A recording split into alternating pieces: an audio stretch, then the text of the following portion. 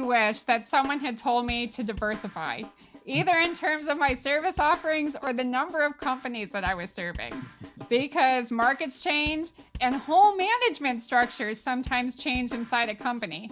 And both of these things can really leave you in a lurch. If you've diversified in the right way, then when these changes happen, it's not going to be the case necessarily that every single part of your business is affected the same way. Then hopefully you've got some revenue stream to sort of get you through that period where you're adjusting to that change. I'll caveat that if you diversify too much, no one can figure out what you do anymore. And you've also got to make sure that you're scoping all of that diversification within your capabilities. How did you find that balance?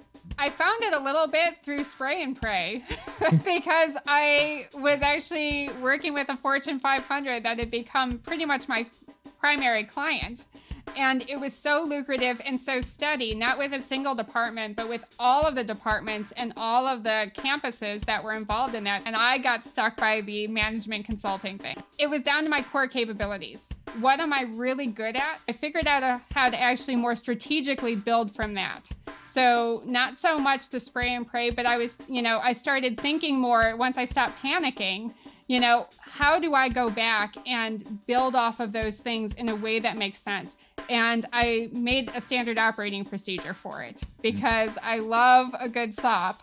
And it kept me in line with my vision and kept me in line with my strategies to have that sort of checklist to go through and be like, does this new thing make sense for me? Does this new format of this same service make sense for me and my business and my brand?